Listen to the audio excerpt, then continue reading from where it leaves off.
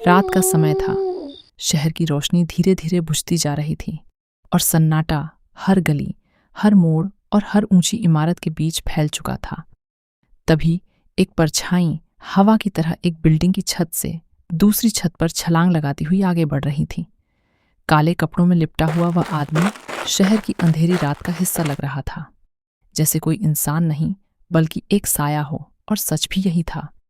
लोग उसे साया कहते थे, एक ऐसा खुफिया चोर जो कभी पकड़ा नहीं गया, जिसके बारे में पुलिस के पास दर्जनों फाइलें थीं, लेकिन कोई ठोस सबूत नहीं, जो हर बार चोरी करता, सबको चकमा देता और गायब हो जाता।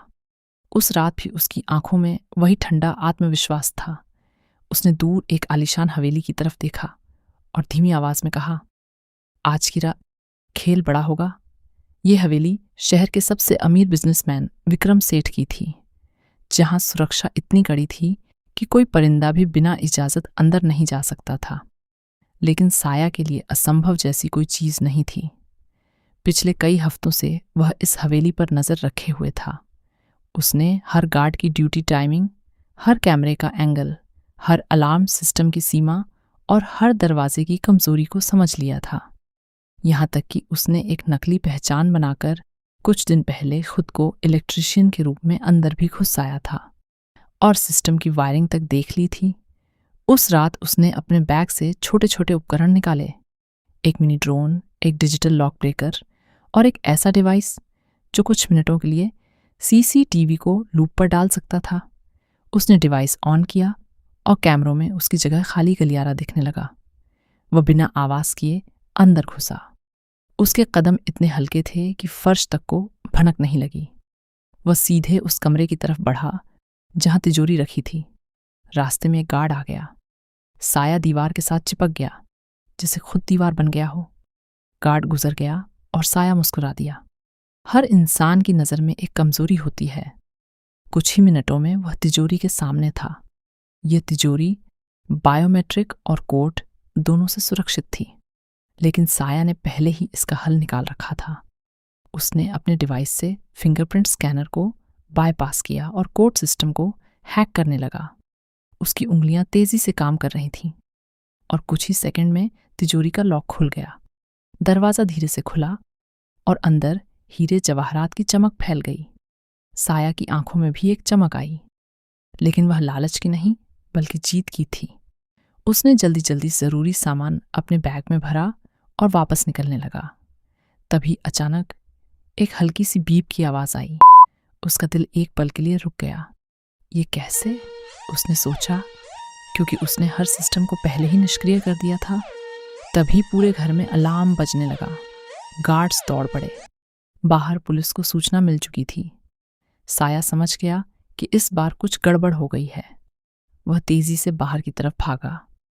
रास्ते में 2 गार्ड्स ने उसे रोकने की कोशिश की, लेकिन उसने अपनी फुर्ती से उन्हें चकमा दे दिया। वह छत की तरफ बढ़ा ताकि वहां से भाग सके, लेकिन जैसे ही वह ऊपर पहुंचा, सामने पुलिस की टॉर्च की रोशनी पड़ी। रुक जाओ साया, एक कड़क आवाज गूंजी। वह इंस्पेक्टर अजय था, जिसने पिछले 2 साल से साया को पकड़ने की कसम खाई हुई थी। अजय ने बंदूक तान रखी थी और उसके साथ कई पुलिस वाले भी थे। साया कुछ पल के लिए रुका। हवा में तनाव था। अजय ने फिर कहा, इस बार तुम्हारा खेल खत्म। साया ने धीरे धीरे अपना मास्क उतारा और अजय की आंखें चौड़ी हो गईं। तुम आरव?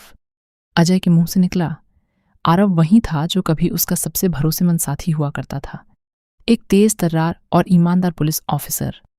अजय को यकीन नहीं हो रहा था। तुम ये सब क्यों कर रहे हो? उसने गुस्से और हैरानी में पूछा। आरव की आंखों में एक ठंडी आग थी। क्योंकि इस सिस्टम ने मुझे तोड़ दिया, उसने शांत लेकिन भारी आवाज में कहा। अजय को याद आया वो पुराना केस, जब आरव को एक बड़े नेता के दबाव में गलत तरीके से सस्पेंड कर दिया गया था। उस पर झूठे आरोप लगाए गए थे और उसकी पूरी जिंदगी बर्बाद हो गई थी। मैंने इंसाफ के लिए लड़ाई लड़ी, लेकिन मुझे ही अपराधी बना दिया गया, आरव ने कहा। और उस दिन मैंने तय किया कि अब मैं इस सिस्टम के नियमों से नहीं, अपने नियमों से खेलूंगा, अजय ने कहा।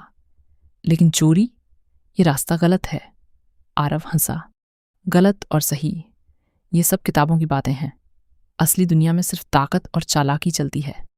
तभी अचानक उसने अपने बैग से एक स्मोक बम निकाला और ज़मीन पर फेंक दिया। चारों तरफ धुआं फैल गया। पुलिस कुछ समझ पाती उससे पहले ही वह गायब हो चुका था।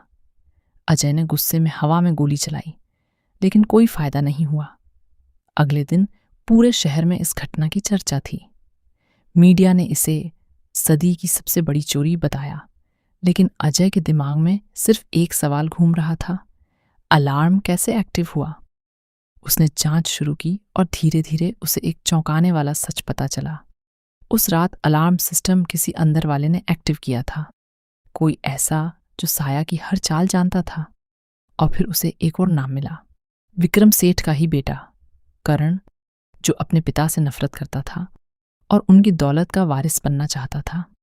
उसने ही गुप्त रूप से साया को फंसाने की कोशिश की थी, ताकि पुलिस उसे मार दे और वह खुद साफ बच जाए।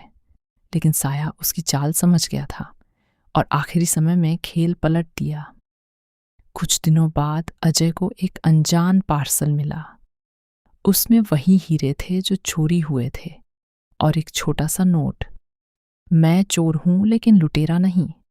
असली दुश्मन वो हैं जो सिस्टम को अंदर से खा रहे हैं। साया, अजय ने नोट पढ़कर गहरी सांस ली।